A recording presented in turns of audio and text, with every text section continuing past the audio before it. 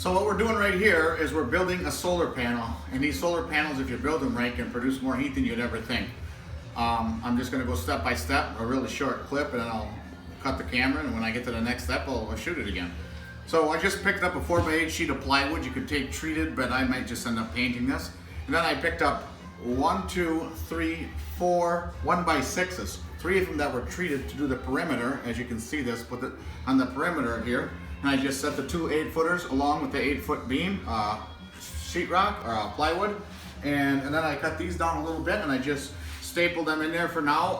And then what I'll do is I'll screw them later. And then after that, I ended up taking this piece of styrofoam, reflective on one side. You don't have to, but it works a little better, which you'll see in the future. And I cut the edges so it fits right in here. And as you can see, this will fit right in here. We'll snap it on in, and then I'll fit this for a while. And the next step, we'll come back and I'll show you how to do the next steps to it. And we'll just work our way through it. So, all right, so here we are.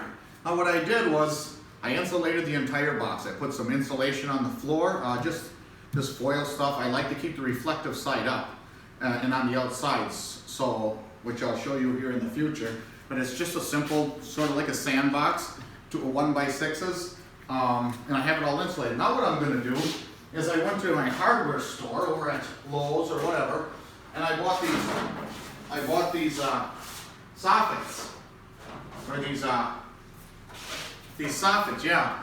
And I bought 10-footers. I cut them in half. Now they're 5-footers. I had 4 of them. Now I have 8. So what I'm going to do is I'm going to set these in here. I already cut them so they're 5 feet. Now this is 8 feet. So if this is 8 feet and these are 5, that'll give us about 1.5 feet on each side. But what I want to do, you can innovate this any way you want to do it. In the future here, when we put our holes in here, you can put your holes any way you want to put it, accustomed to how you're going to lay it out when you put it out in the yard. But I want to have a smaller gap here because the air is going to flow through 4 of them, over here and down through 4 of them. And over there I'll have my inlets and my outlets. Now, depending how creative you are, you can make this any way you want. The whole point of it is, this hot air, these soffits are going to get extremely hot being black and sealed in, as you'll see, and they'll collect that heat, and the wind will blow through them, grabbing that warm air, and it'll go in one duct and out the other duct.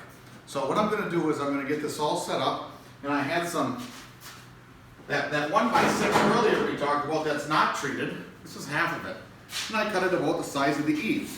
So what I'm going to do is I'm going to kind of set this up, and I'll be back in a little bit here. There is one thing I wanted to mention before I did put this together. At the same Lowe's or whatever, you have this little aluminum painted, it's actually painted black on the inside, as you can see when I open it up. And what I'm going to do is I'm going to take some black duct tape or that Gorilla Tape, and these 2 ends, or for sure at least this one, I am going to put that down there, and I'm going to have the duct tape go around it and seal it in a little bit. It'll just help gather more hot air when it's coming out of them soffits and over here into the different outlets. So, all right, now I'll put it together and I'll be back. All right, so here we are. As you come over around here and take a look at what I have right here. Now I set it off. I know I said about 1.5 feet from each end, but this is plenty of area over here, and I have to put two vents over there. So I want the area over there. Not to mention the aluminum was just this thick, so I can use one slice to just cover this end and finish it up. Now, as you can see, like again, the whole project here is to just give you the general idea what's happening. You know, the heat's going to go through the soffits, and you see I did this Gorilla Tape right here. It's a really good tape. I just did it just to get the black around here. You know, I could get it more black and absorb more heat, but you know, I mean, we're talking fractions of a percent what this might end up being. But as far as outputting and being efficient. But what I did was I took one of these and I took that Gorilla Tape and just wrapped around it, and then I shot staples in here, and just to get the black on it. And I took screws, which you can't see because they're under this foam tape, and I just, on this side only, just pilot drilled it and screwed it in just so these soffits can't move back and forth. Now I don't have to do it on the other end because they're locked in on this end, and this end will keep them spaced evenly. I didn't have to put this tape here, but I did just for extra help moving this thing. I want it nice and solid when I put my plexiglass on. So what my next step is going to be is I'll put this side on, I'll put the aluminum over there, and then we'll start getting involved more in the heating and the thermostats that you can buy for real cheap at your local hardware store, Home Depot or whatever. So we'll be back here in a minute and I'll show you the next step. Okay, so here we've got the black aluminum on this side. We've got this mounted down with our double-sided foam tape right here, just so when I put my plexiglass down, that it, you know, keeps the air draft from going where we don't care for it to go. It's not crucial that every little gap is, because remember, there is going to be extreme heat in there that can be used. But our motive behind this is to get this forced through these soffits so we can draw that heat.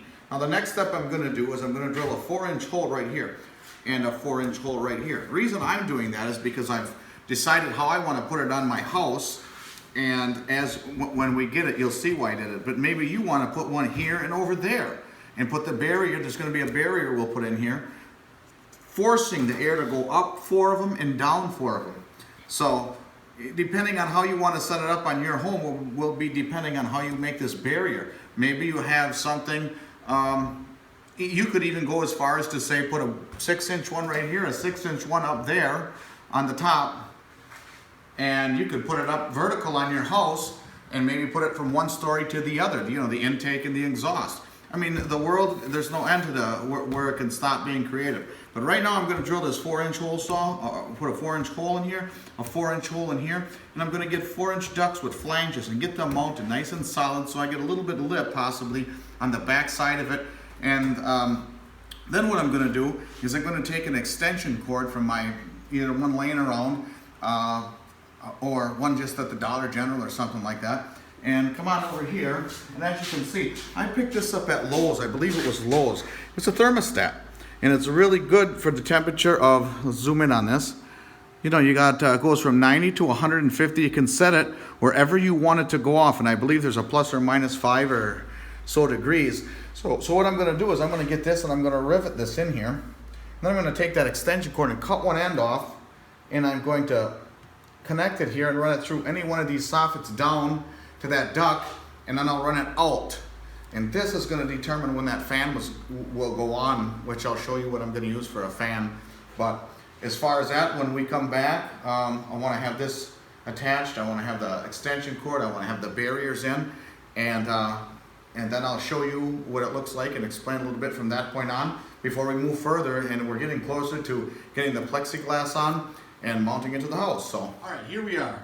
We have this side completely done. I just sealed it in with that black Gorilla Tape. I've got my thermometer, or not my thermometer, my thermostat over here, ready to be mounted and riveted into there. Right here, if we look at what we have going right here, you can see I created a barrier. Bring that up over here so you can see down at it. We have a barrier right here. Sorry about the car.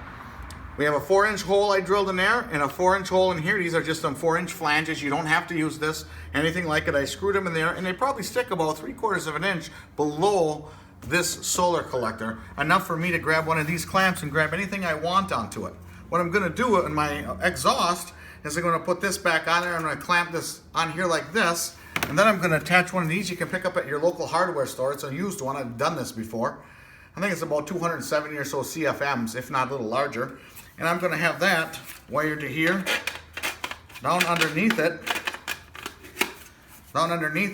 and it's going to be wired through a series circuit on that thermostat up front, which will blow out. Here, I'm just going to take your standard 4-inch dryer pipe from the other side, and I'll clamp it and let it hang over, as you'll see when I get in the house, so it'll grab the air closer to the, I'm going to hang it kind of close to the floor, so it'll grab the air a little bit closer to the floor, and the cooler air, and it'll stay away from this, so it's just not, it doesn't keep circulating.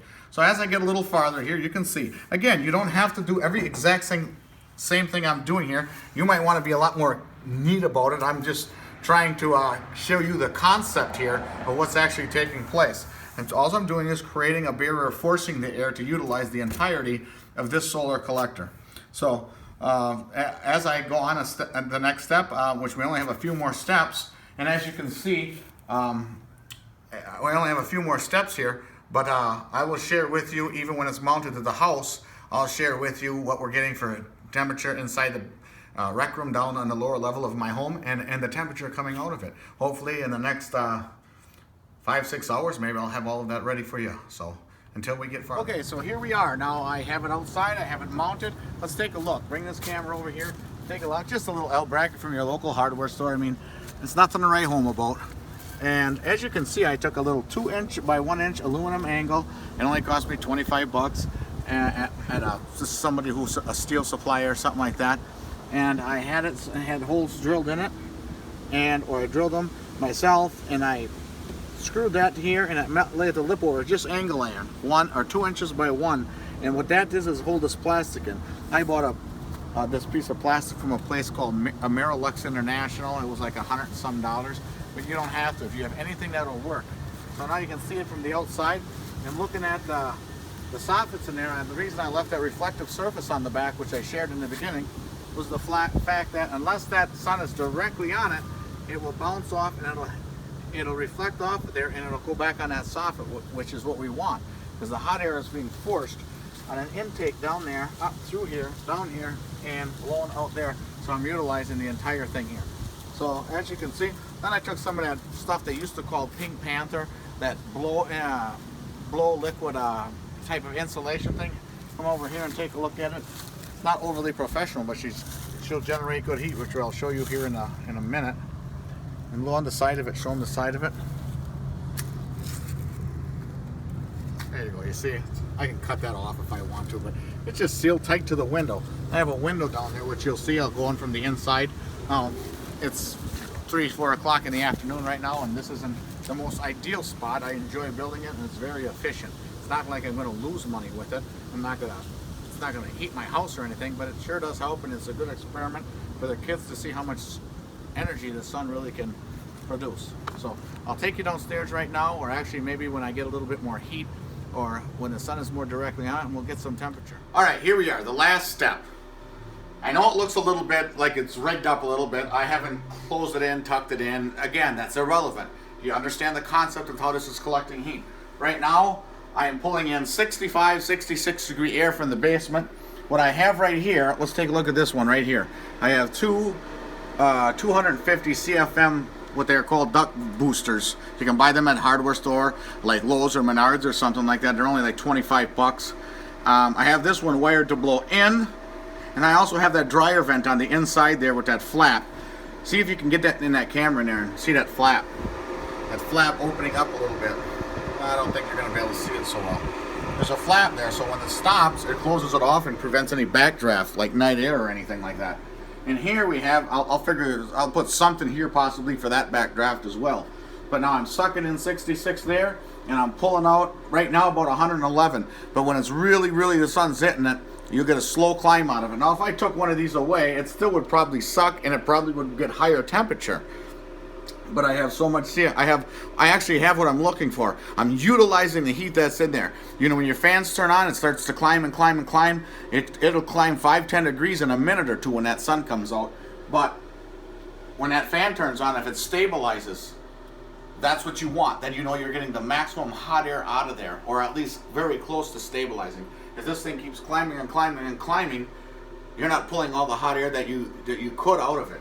So that's the long and the short of it. So, you know, it's just, you don't have to follow the exact thing I did here, but I tell you what, every day, this entire winter that sun is out, I don't care if it's 0 degrees and blowing out there, this thing will blow hot air.